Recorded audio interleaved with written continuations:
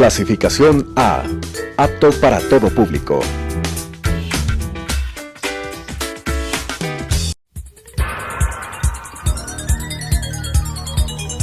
Las opiniones vertidas en este espacio por la producción y dirección del programa son de exclusiva responsabilidad de sus autores y de quienes intervienen en ellos.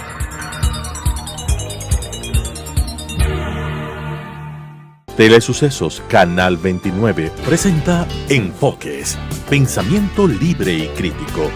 Día a día buscaremos diferentes visiones para la comprensión de la realidad del tercer milenio. Enfoques, un espacio que une noticia, análisis y opinión. Bienvenidos.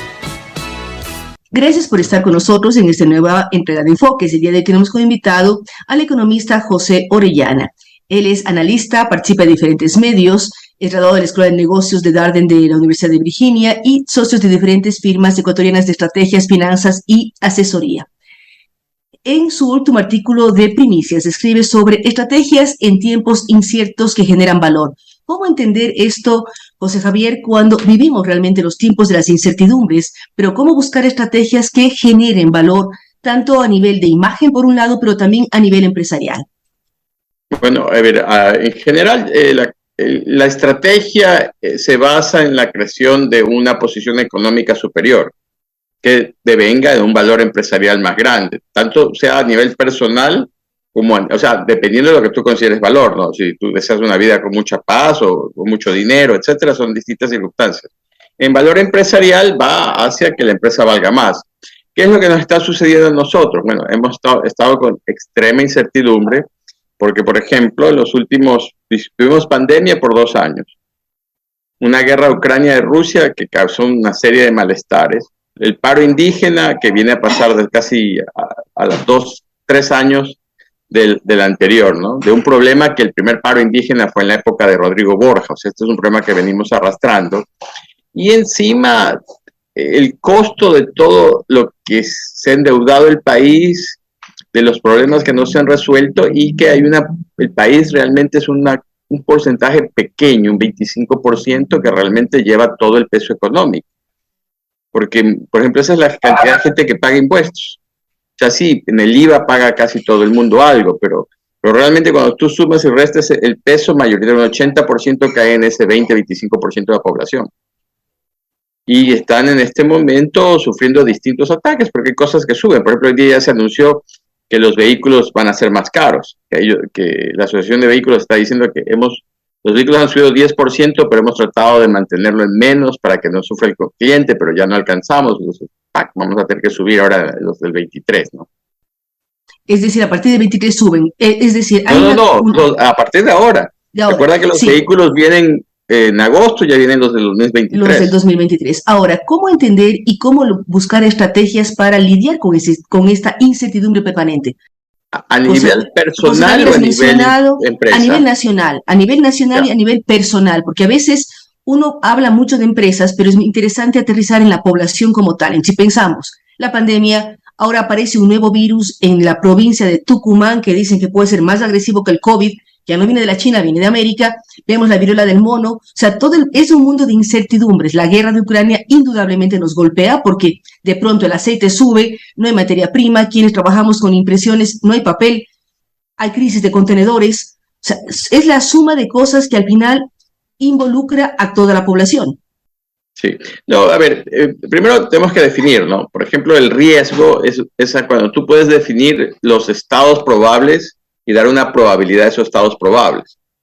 La incertidumbre es cuando tú puedes definir en cierto grado los estados probables, las situaciones que puedan ocurrir, pero tú no le puedes dar una probabilidad. Y hay un grado mayor, que sería la ignorancia, que es de una famosa frase de Donald Rumsfeld, que fue secretario de Defensa de Estados Unidos, que son los desconocidos desconocidos. Entonces, los eventos que tú realmente no visualizas, y encima no tienes ninguna idea de la probabilidad. Yo pondría el caso de la pandemia, que es un efecto de una vez cada siglo, en teoría. Porque la última pandemia anterior parecida fue la influenza española, casi un siglo atrás. La gripe española, ahora, pero en un mundo menos interconectado, porque hasta que la gripe llegaba a Ecuador pasaban meses, por no decir más tiempo, pero ahora todo está interconectado y casi es inmediato. O sea, uno ve los casos que se denunciaron o que alteraron al mundo en diciembre y enero, y en febrero ya estábamos contagiados en Ecuador. Sí, pero también recuerda que otra cosa, que la vacuna se hizo en tiempo récord. En esa época hubo 6, 8 olas hasta que hubo algún tipo de vacuna. Claro, estamos en un mundo mucho más interconectado, ¿no? Cualquier enfermedad en el África probablemente llegue en una semana a Ecuador, ¿no? Pero aquí tú, ¿cómo evitas eso? Desde un punto de vista de planificación estratégica, tú incrementas tus escenarios. Entonces tú creas distintos escenarios con distintos planes de contingencia. Para darte un ejemplo, lo que tú mencionas, la crisis de los contenedores, es algo que pasa a nivel mundial, que mucha gente, muchas empresas han recibido una cantidad enorme de producto desde abril. O sea, los chinos empezaron por el tema del retraso de COVID-0. En mayo empezaron a llegar grandes cantidades de producto de China a todo el mundo, creando un problema porque básicamente las empresas no pudieron vender durante los meses del COVID-0 chino, ahora tienen que hacer promociones porque esa plata está ahí en inventario. Y eso pasa aquí también en Ecuador, en algunas industrias. A nivel personal, por ejemplo, yo no soy realmente economista, yo soy ingeniero de sistemas, con una segunda especialidad en economía internacional. Yo estaba haciendo mi doctorado en ingeniería de sistemas, pero me llegó una oferta para trabajar en Nueva York en banca de inversión. Entonces, desde un punto de vista personal, tú tienes que mantenerte estudiando e incrementando tus habilidades. Por ejemplo, yo en esa época era un super nerd. O sea, no me reconocieras si me vieras. O sea, imagínate, me gradué en 3 años, ingeniería de sistemas, con doble especialidad en economía internacional. O sea, no llegas a ser más nerd que eso, ¿no? Y encima me tiran la beca de nuevo y dicen, bueno, estás becado, ahora queremos que te quedes a hacer un doctorado. O sea, súper nerd. Punto que ni sabía bailar. Y claro, empecé a moverme en el mundo de negocios, me adapté, empecé a aprender, pero eso es Thomas Jefferson siempre lo decía, ¿no? Que en la Universidad de Virginia tú no deberías tener un título, porque el aprendizaje es de toda la vida. Entonces, en un mundo, y te lo dice Harari también, Yuval Harari en sus nuevos libros, ¿no? La gente tiene que empezar a adaptarse porque va a tener múltiples carreras en su vida. O sea, uno pasa de una carrera a otra, a ser emprendedor, a vender la empresa o a volverse asesor, pero ese es el futuro que nos toca a nosotros y mucho más a nuestros hijos, porque estos cambios se van a acelerar aún más. O sea, por ejemplo, en Estados Unidos hay una necesidad menor de abogados porque mucho del trabajo que hacían antes los abogados ahora lo hacen los sistemas de búsqueda. Hay un proceso en jurisprudencia que le llaman el discovery, es cuando van a verificar toda la documentación, los correos electrónicos, etcétera. Ahora mucho de eso lo hacen en bases de datos electrónicos. Entonces es un puesto bien pagado que de pronto ya no va a ser tan bien pagado. Sí, pero, o sea, somos conscientes todos que el mundo evoluciona de manera permanente, la capacitación de todos nosotros es permanente. Si yo soy comunicadora, tengo que estar al día. O sea, yo siempre cuando arranco una clase o una conferencia digo, yo empecé escribiendo a máquina de escribir, no había internet, y cómo evolucionó con el mundo, cargaba grabadoras. O sea, el mundo cambia y cambia permanentemente. En tu artículo también hablas de cómo Amazon está comprando el tema de los robots para las limpiezas de casa. O sea, todos vamos avanzando. Y está comprando una serie de empresas relacionadas con la casa. Con la casa. Sea, porque el Alexa, que es un asistente vocal, que es como, bueno, el OK Google, esto, ¿sí? Que aquí en la casa también lo tenemos, está comprando el iRobot, que es las famosas Roombas. Esas famosas aspiradoras que uno les programa y llega a la casa y está aspirada. Sí. O sea, hay montones de cosas y uno tiene que ir aprendiendo. Pero, ¿qué ocurre con los ecuatorianos promedio? ¿Estamos planificando, estamos mirando nuevos cambios, estamos preparándonos? Es la pregunta que haría. Somos muy resistentes al cambio. Me vas a dar que disculpar, pero aquí el Garfield se me quiere cruzar un poquito, te lo presento. Mira, hay una evolución. El ecuatoriano somos muy conservadores, ¿no? La definición de conservador es que eres reacio al cambio. No nos gusta mucho el cambio. En un mundo que cambio es la constante. Entonces, ahí es un tema quizás más nuestra generación que las generaciones nuevas, ¿no? Las generaciones nuevas me parecen que han ganado más adaptabilidad, están, creo que más preparados para el mundo moderno, pero al mismo tiempo no reconocen ciertos cambios. A ver, para darte un ejemplo, de manera educativa, ¿cuántos chicos te toman Python aquí en Ecuador? Que es un programa de computación. O sea, tú ves, los chicos quieren ser abogados, médicos, ingenieros civiles, ingenieros comerciales, pero realmente probablemente la gente debería estudiar ingeniería industrial, que es muy parecida a la administración, pero con un nivel de sofisticación en manejo de matemáticas, de data, que te da un plus, porque va hacia la optimización. Por ejemplo, eso tú lo ves en Colombia. La Universidad de los Andes te gradúa unos ingenieros industriales de lujo, o sea, y no ahora, ya desde los 90 ellos presentaban papers en Estados Unidos. Es lo mismo con las empresas, o sea, tú tienes un Kushki que vale 1.600 millones de dólares y al mismo tiempo estamos hablando de minifundios en una producción muy pequeña que no sustenta una familia. O sea, tenemos los dos polos. Pero el problema es que tú tienes que educar a la gente de que, por ejemplo, no puede subsistir una economía con 5 hectáreas, salvo que produzcas un producto de alto valor agregado. Y eso ya implica otra cosa. Mira que, y hasta hay diferencias regionales. Mira, República del Cacao, por mencionar 2 nombres, Pacarí, son ejemplos mundiales de pasar del chocolate de ser un productor de grano a otro nivel. Porque Pacarí, o sea, lo encuentras en todo el planeta. Yo me acuerdo de una ocasión, hasta estaba en el mundo árabe y una ministra me dice que cómo así Pacarí no está en su ciudad, porque ella lo consumía en Oxford. Entonces ella hacía mandar el Pacarí de Inglaterra a Dubái. Claro, y uno va al Corte Inglés en España y está, y se mete en almacenes gourmet de Nueva York y está Pacarí es buenísimo. Pero te digo, ahí hay un ejemplo, lo ves mucho, por ejemplo, con la comida peruana, lo que hizo Gastón, se me escapa el apellido. Gastón Acurio. Acurio, con todo lo que es la comida peruana, la gastronomía. Mira, ayer justo comí en Machala en un restaurante peruano y tenía la colita del mono de Nazca, la marca País. Yo me acuerdo hace unos años, llegaba a Quito, a Tababela, y la marca País en el aeropuerto era la de Colombia. Había una pared completa que te promocionaba Colombia. Entonces, aquí tenemos que cambiar el chip nosotros mismos. Nadie nos lo va a dar cambiando. Sí, y hay ejemplos, como tú mencionas, República del Cacao, que es de un grupo, Pacari, que es de otro grupo. Tenemos los chocolates Toa, que se venden a nivel altísimo en X cifras. Tenemos maravillas en Camarón. En Flores somos extraordinarios. Pero igual, ¿cómo lograr que la población aprenda los ritmos y avancemos y veamos nuevas estrategias de futuro? Es decir, no es cuestión de vender banano de la mata al barco, sino empezar a dar valor agregado. ¿Cómo romper ese tema? Primero tienes que hacer tus héroes. O sea, ¿cuántos ecuatorianos? Tú vas a una cultura como la americana y los héroes son los emprendedores. El muchacho que empieza a construir la nueva empresa. Aquí, ¿cuántos ecuatorianos? Pero mira, en Camarón somos líderes mundiales. En un país con poca innovación hemos innovado a una capacidad que producimos 3 veces más por hectárea de lo que se producían 15 años atrás. Y este no es un país conocido por su investigación y desarrollo. En pesca somos segundos en el mundo en atún. En flores, en rosas dominamos. O sea, tenemos las rosas más bellas de largo. Pero ¿cuántas personas de la clase media te pueden decir, fulanito de tal, esta es una historia interesante, cómo él desarrolló esta marca, este producto, esto? O sea, ¿cuántos de ellos tú los ves en la capa de las revistas, en la portada? O sea, porque es como, ¿quiénes son tus héroes? Aquí es mucho el futbolista, el de la farándula. Es un tema muy cultural, ¿no? Ahora, para ir cerrando, ¿cómo lograr esto y cómo permear en varios sectores?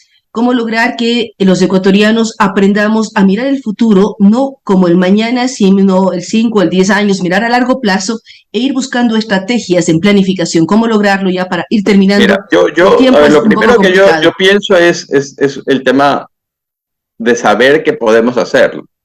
Y para mí un caso claro fueron los muchachos de la sub-23, creo que era, que estaban llorando cuando quedaron terceros, pero no lloraban por quedar terceros. Lloraban porque no llegaron a la final. O sea, la ambición de ellos era ser campeones del mundo. O sea, si tú no te crees capaz, nadie te va a venir a decir, eres capaz.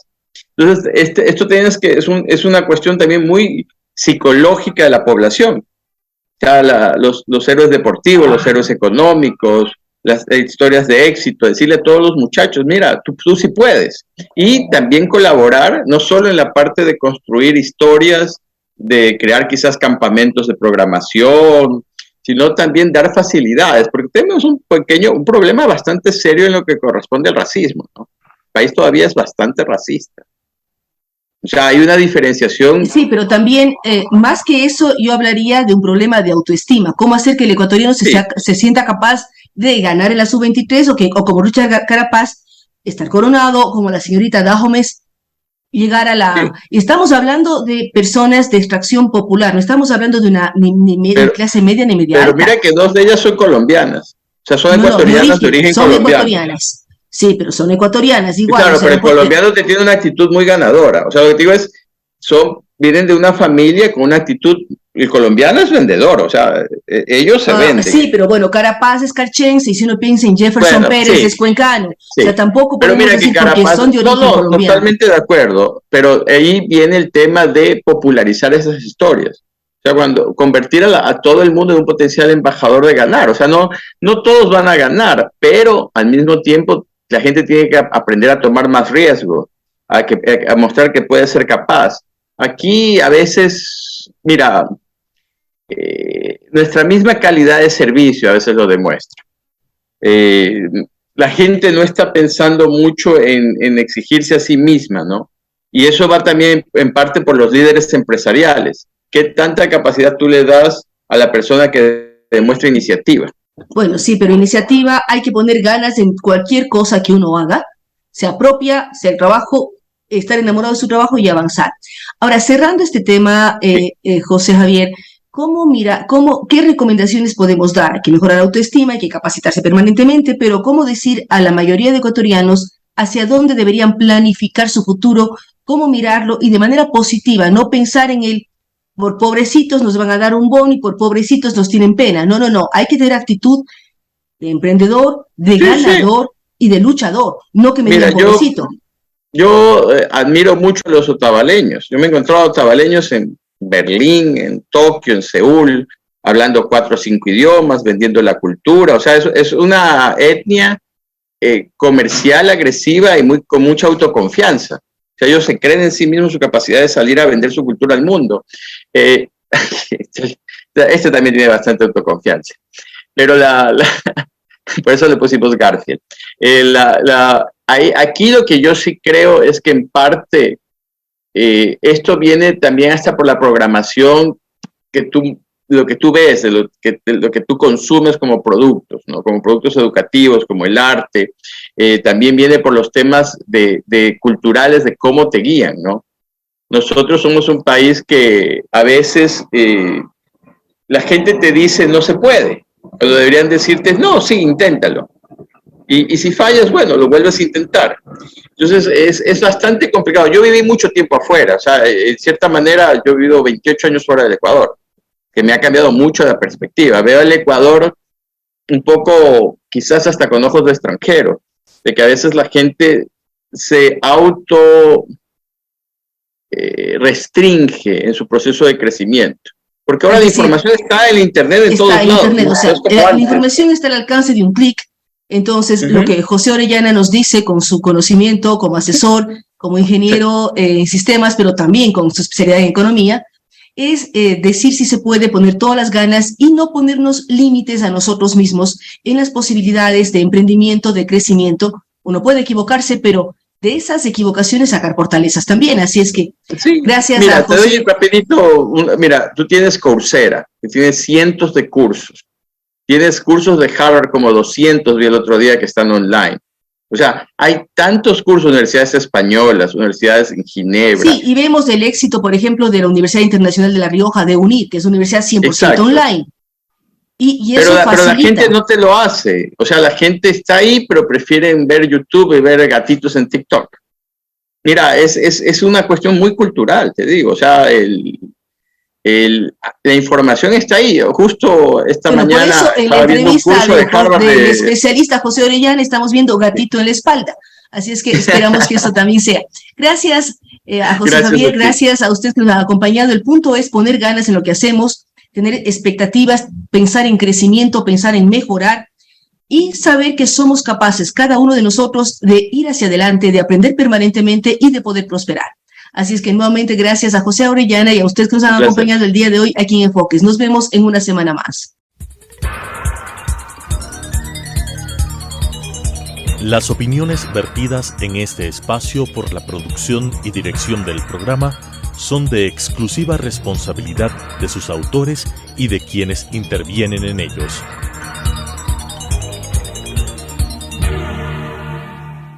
Telesucesos Canal 29 presentó Enfoques, pensamiento libre y crítico.